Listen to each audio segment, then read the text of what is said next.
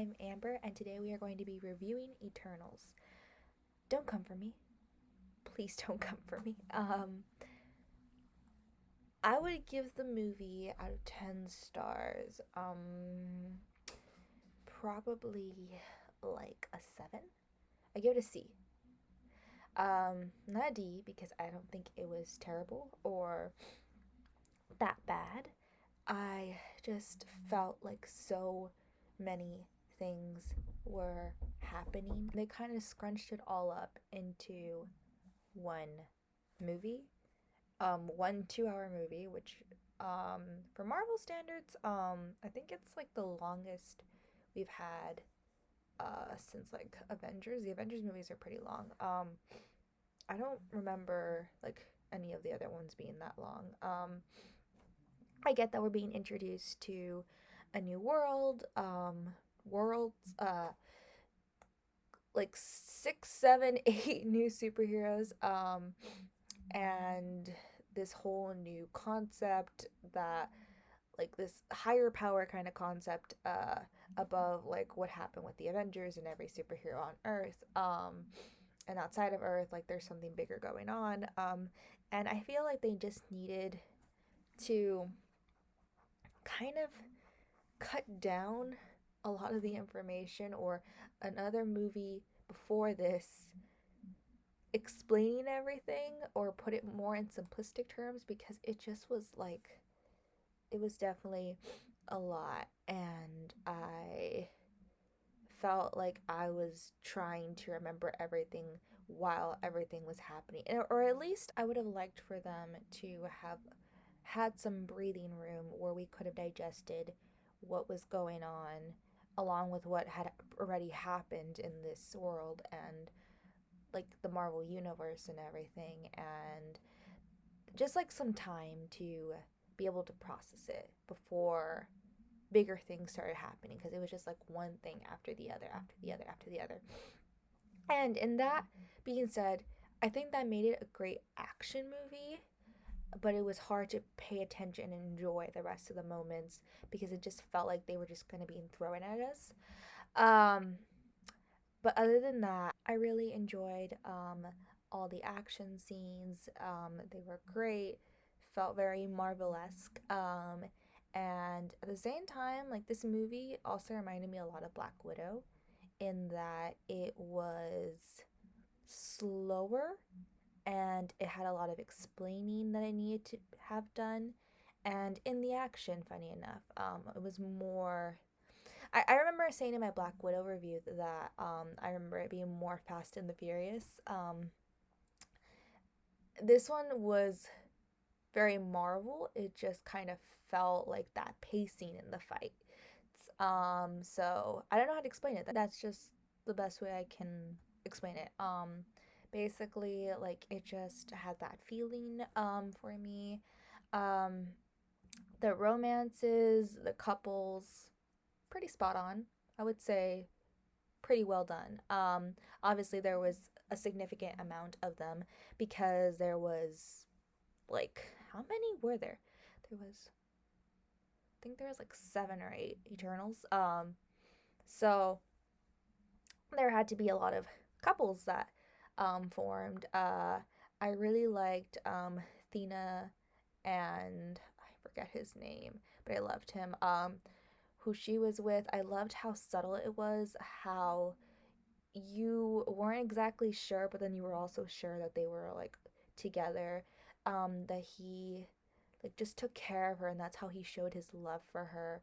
And how grateful she was, and how gentle they were with each other. It just felt very much like an old couple who really gets each other kind of thing. And it was just so raw and beautiful, and I really love that about them. I think they were by far my favorite couple. Um, and then there was, I'm forgetting their names. This happens all the time to me. Uh, the one who runs fast and the other one who controls people's minds. Okay, so it's Makari and Druig. Sorry about that. Okay. And then the guy who is with Thena is Gilgamesh. I remembered these names during the movie and then I forget them. Okay. You guys are used to this by now. Okay. So, yeah, we have Thena. We have. I love how they. The guy who's dating Cersei, he ends up being obviously somebody else in the Marvel universe, and they have him listed under Black Knight, not like his actual name. They have him listed under Black Knight on Google for the cast. So we have Thena, we have Icarus, Cersei, Ajax. I don't get that name for her. I don't know. I didn't know it was her. I thought it was a guy because in the beginning of the movie, when like they mentioned that, and there's gonna be spoilers in this review. She had passed. I thought it was a guy who had passed because it was dark and I couldn't really see the face. And then it was her, and I was just like, why?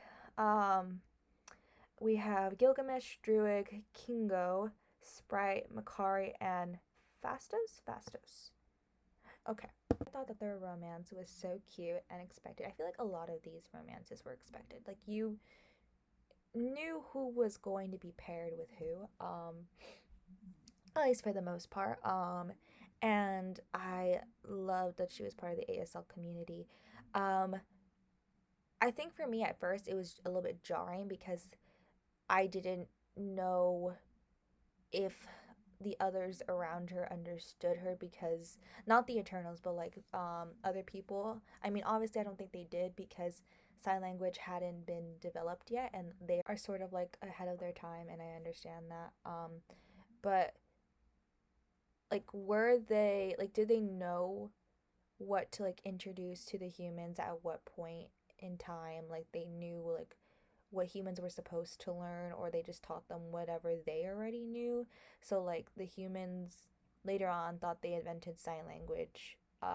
Those who were deaf and invented sign language, but it was actually them who had previous knowledge of it. So that confused me a little bit. Because there's one scene where Fastos he's like designing something. He's like it's too soon to introduce it to them. So I'm pretty sure like they came up with the ideas and introduced it to them. And obviously humanity once they the Eternals went and they started doing their own thing and broke apart from them and were living like human lives. They started like making their own things based on the information and intelligence and things that they had learned from the past and from the Eternals, whether they knew so or not. So that's what I assumed. So that's what like confused me at first because I was like, wait, do they no? No, they can't know. Then like, okay, is there? Yeah, it took a little bit of thinking to be like this. Okay, all right, which is fine. So I also really liked how Cersei, obviously, she when the movie starts off, she is with a different guy, and then we find out later that she was with Icarus, and then we are kind of like left in suspense, like what happened, and they show us more scenes little by little, and then he ends up being a total jerk face and wants to kill everybody that he loves because of this inner purpose that he feels for this thing that's not even real because they are essentially a lie. So we'll get into that. But right now let's finish discussing romance because that was interesting and I loved how in the end he couldn't like do it. He couldn't kill Cersei. Spoilers. You knew they were coming. And like he was like just remembering everything. He just broke down crying. I'm just like, yeah, that's how it was supposed to happen because you are a person with a conscience, even though you have superpowers. Like you have lived amongst the humans enough to fall in love, to develop emotions. So, and then there's like this one part where the thing, I don't know what the thing is, the the red iron giant in the space time continuum creating planets and stuff floating in the air. that guy. He was like, I created, or maybe I misheard this. I created them without emotions, and yet they had emotions, which I was like, okay. Maybe he created the deviants without emotions. I don't know. I don't know. So, and then the whole thing about the deviants, I was just like, I didn't understand why they were created, but we'll get back to that. And then the only one that I didn't understand was Sprite. I don't get why she loved Icarus. Like, that was confusing to me. I just felt like it wasn't even like the fact that she was young, because obviously she's been alive for like thousands of years. Um, it was just the fact that there was nothing to hint it, nothing that made it feel like it was necessary or that it was happening. It was just kind of like someone said that she loved him and she loved him, and that was it. And I was just like, okay. And then she started throwing tantrums, and I was just like, no, girl, no, no, no, no, no. It doesn't matter if you've been alive for 100 years. I mean, thousands of years, but like, I don't understand why we throw tantrums and betray our friends because we are infatuated with this older man who loves one of your best friends, and you know that. And okay. like,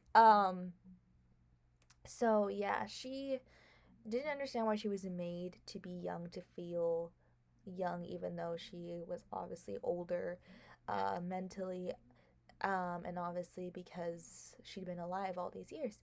And so obviously maybe there was a reason for it. We don't know what the reason for it was. But either way, her throwing tantrums was not necessary, and it did not help the movie because she was completely on their side until she wasn't. And I never saw it coming. So, yeah. Um, and yeah, so we already talked about Icarus. I didn't like him from the beginning. He just he didn't sit well with me. And even like the romantic scenes with him and Cersei, I was just kind of like, something's up with that guy, but he's cute. But something's up with it. But you guys cute right now, and okay, you guys broke up. Okay, I knew I didn't like him.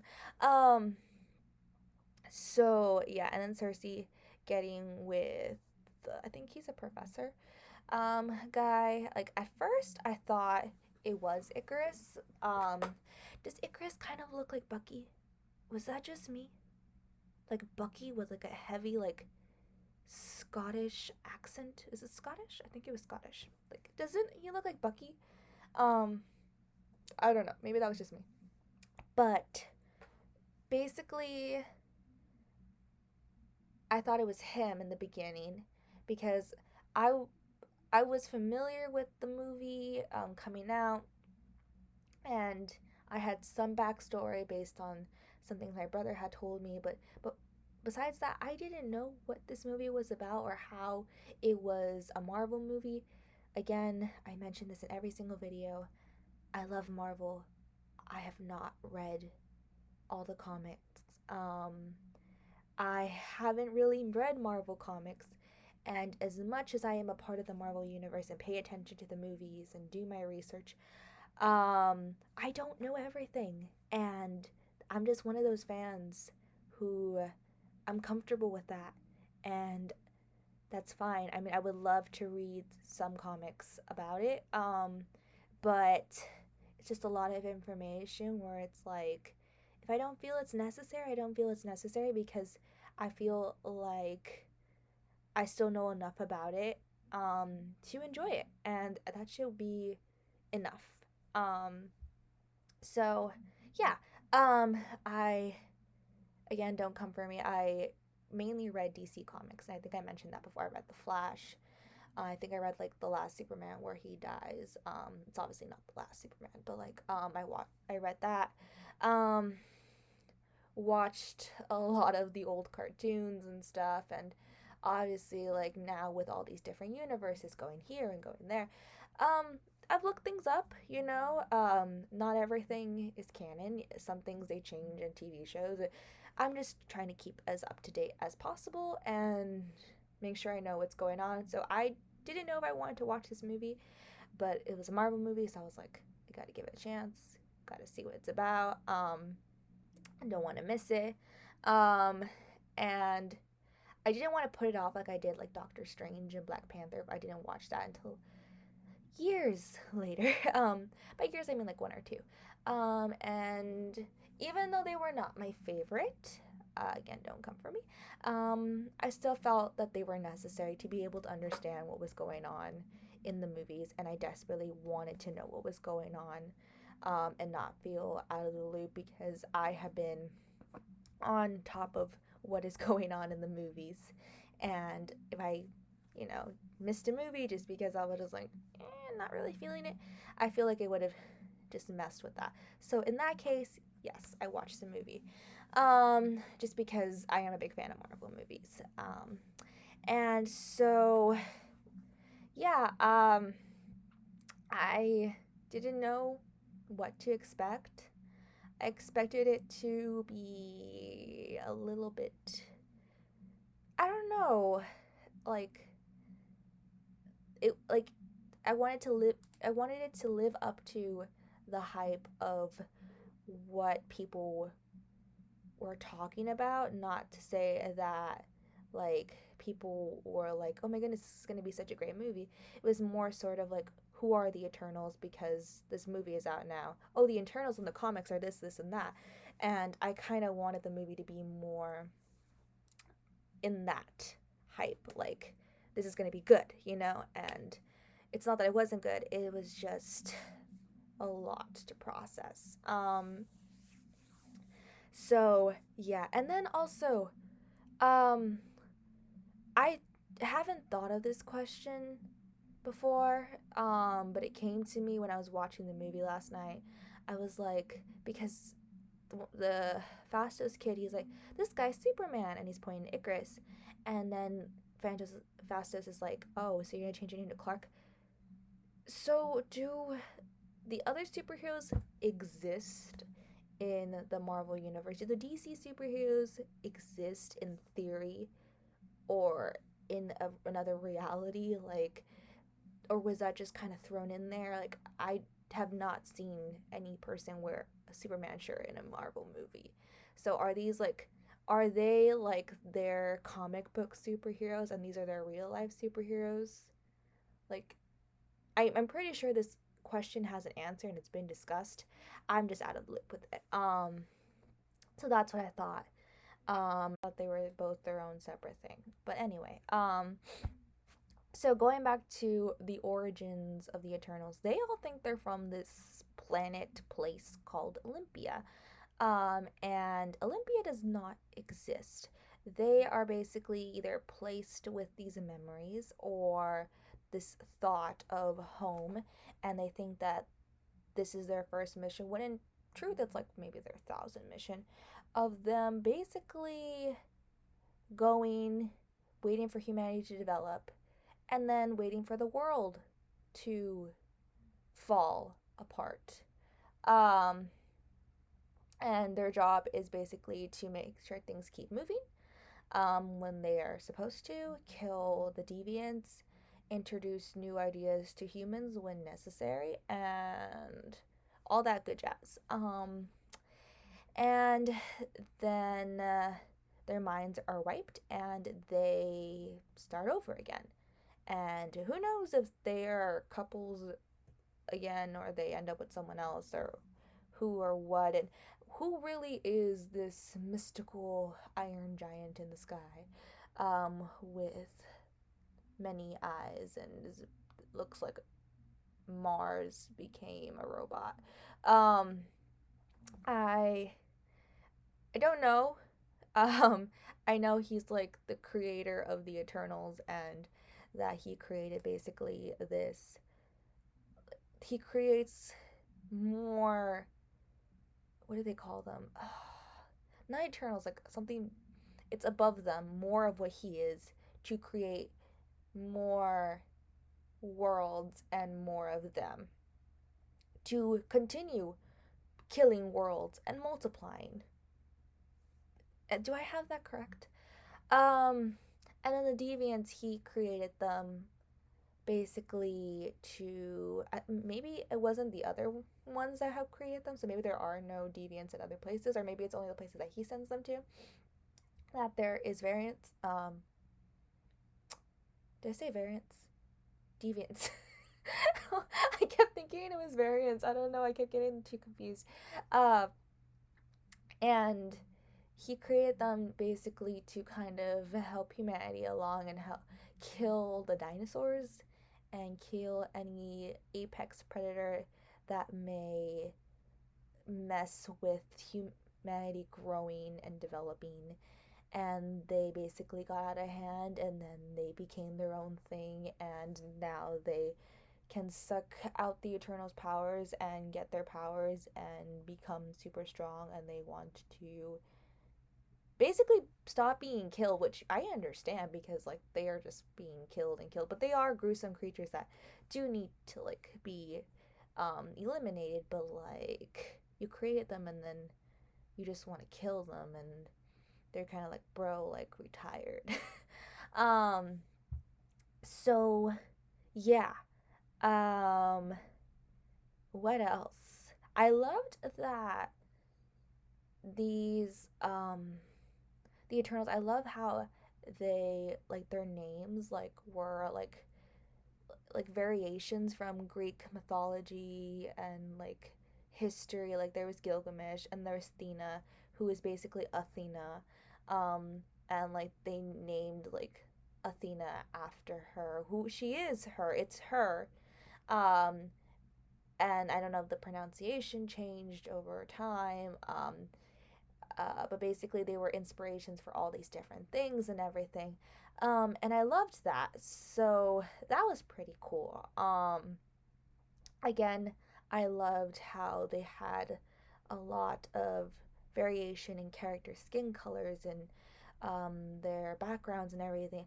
I'm not sure if that was intentional by the red iron giant in the sky.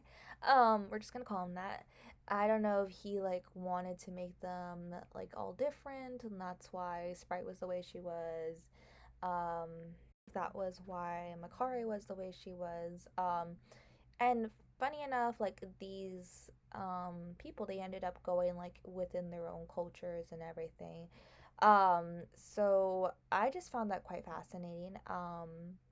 So I loved that there was a whole bunch of different people of different races and cultures, but I found it interesting how it factored into the movie.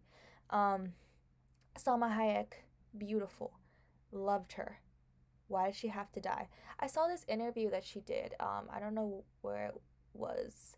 I saw it on TikTok, and it was I think a Hispanic uh, news channel and or interview, and she was saying that how proud she was basically that she as a Hispanic woman um, got to portray such a powerful character in this movie, and I agreed 100%.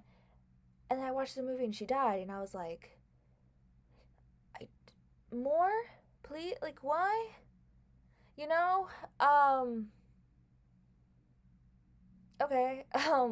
Like I don't understand why the character of color, not that, you know, a character of color can't pass away in a movie, like, you know, but like why she, who is such a big representation for so many people, had to be basically the first one to die. I mean, her character obviously was supposed to die. So I don't, you know, that's where it's like we're talking about all these things and there's a fine line. And so I thought that was interesting. And then she was killed by someone that she trusted. And he, I don't know if he remembered or she gave back his memories about all the times before and how he'd always been there with her. And now this time he was just like, why are you not going through with it? I'm gonna kill you. Him finding out, and funny enough, he left much earlier than I thought he left. Like he left Cersei back after Babylon, which I thought he had stayed with her longer. And it didn't seem like a long time that they were together, but apparently they were together for a very long time. And so that is when Ajax told him everything because I guess they were really close, and he was not okay with the fact that she didn't want the humans to die, and he wanted to fulfill his purpose. Don't know if he had his memories, and he remembered that he had always like done this and been there with her, and now she was basically betraying the cause and whatever. And he left Cersei because he couldn't bear to tell her the truth, and that should say something in itself. But and then she ended up being with someone, who makes her happier. I wish we would have got to see more of that. And then obviously he is someone who is going to be another character in the Marvel universe, and I look forward to seeing that. But I wish we would have gotten more insight into that. Maybe when he gets his own movie, or they talk about it somewhere else in another movie, we get more into what happened during that time. But it's funny how like she found someone who would become a superhero like her, and he was joking around with about it in the beginning. Um, so yeah, I found uh, what's his name? The Raju, that guy. I found his butler friend to be very funny. There were so many funny scenes with him and them filming and everything. All these things were just so good. And then there was just information that was piled on us at times, and then things went very slow at other times when it didn't need to be. But other than that, it was a good movie. Like the beginning, I kind of enjoyed. Then the second part, I really didn't. Second to last, I really enjoyed, and then the last part, um, it was okay. The fight scene was a lot of back and forth. It was it was interesting. I liked it. It's just I didn't expect it to be filmed like that, and there were so many things going on, and I wasn't quite sure why Cersei got the powers that she did to be able to basically turn.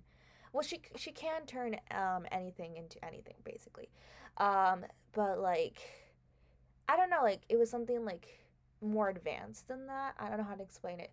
Um, and then she wasn't able to turn, I think, living beings into things, and then she suddenly was. And I wish more of that could have been explained. And then like the little spear that went inside her was a little weird, and but apparently that's a thing, and that's how they talk to the guy in the sky. And he's like always watching. But yeah, Sprite turns human in the end because she has that power now. Um, from the energy that she gathered, it's like she used it kind of like magically. I was confused as to what their powers were in the beginning until like they kept using them and we met the characters again and really got introduced to them. Because at first I was like, wait, isn't this basically the same thing as this and that? But then it was like clear, okay, this one is illusions. This one basically shoots lasers from his eyes and can fly, and he's Superman. This one's strong. So interesting, interesting. I found it interesting and quite metaphorical that Icarus ended up being like Icarus, the guy who flew too close to the sun and didn't listen, and he learned his lesson, kind of thing. And then he ends up flying too close to the sun at the end. So he commits suicide, I assume. And then yeah, Sprite turns human, goes to school. She can basically she was like mad and was also throwing a fit at the fact that she envied the humans, I guess, that she couldn't get to do all these things and fall in love and grow up and everything. And so she finally got that. And then she ends up leaving Cersei and going with Reggie. Um, and so, yeah, and then the ending scene with Harry Styles, and that was interesting. But basically, some of the Eternals go find other Eternals and kind of like convert them and talk to them and explain to them what's going on. And then some of them stay on Earth, and I think the ones that stayed on Earth will not like. Will the other Eternals be on Earth? No, they went on their spaceship. Okay, I don't know. The ones basically that were not doing that. The big guy in the sky took them out and was like, I'll let the humans survive, but you have failed me. I'm mad at you. Now your memories will show me if you get to live or die. And I'm like, huh? And then they go. And then the others want to find them because they have disappeared. Harry Styles shows up. And yeah. He's Thanos' brother. Obviously, he is like his powers have to do with something with attraction and stuff, and then it attracted every Harry Styles fan to contemplate if they want to watch Marvel movies, which I mean you can if you just want to know because Harry Styles, but you don't have to. You could just watch that one and or whatever one he comes out in and enjoy that. No shame to that. But it was kind of interesting how it all like happened and now it's this interesting thing. But yeah, and then the other guy becomes part of the MCU universe, or this is the start of his beginnings. We are introduced to that, and that's pretty much it. And I don't know what Eternals 2 is gonna be about, or there's just gonna be another Marvel movie that kind of has them. I was kind of mad that they didn't come to Endgame because we could have used them, but they weren't allowed to interfere. And then in the end, we found out that they could have interfered and people would have still been alive. Anyway, um, basically, I saw this theory video where it was like, well, Thanos only delayed the birth of this thing that they were trying to prevent. So was Thanos doing good? Don't most villains like aren't they villains because they try to do something that's too good and it becomes too wrong? Yeah, isn't that why we kind of sympathize with them? And empathize with them. Also, the one mind controlling guy, him wanting to. I don't understand why a lot of people are like all about him. Like, I don't know, maybe he was just like really quirky. I don't know. I was all about Gilgamesh. I was like, that dude is everything. Like, so sweet, so kind.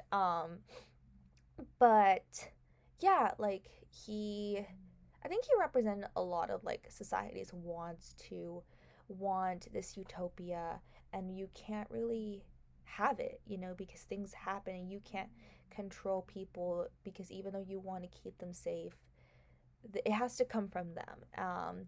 But I think his desire to want to keep them safe and make sure everything is okay was sort of a mix of like a want for power and at the same time a want for things to be right, and that internal thing of like what we're doing is wrong, we're letting this happen and people are killing each other when things can be fixed. So it was an interesting thing to explore. And so I really appreciated that aspect of it. But him as a character, like other than that, I just thought it was just like he brought forth like this deeper understanding to that, and that was kind of it. I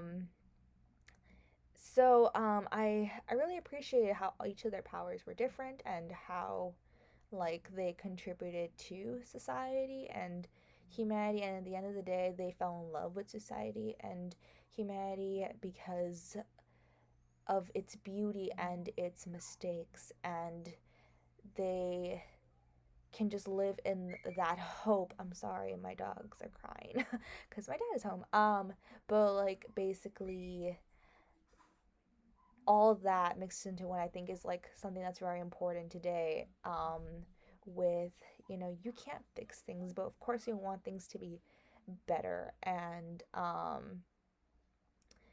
all we can do really is hope and stay positive and create that change, and also like revel in the beauty that is around us. And I think that was a very important lesson in this movie.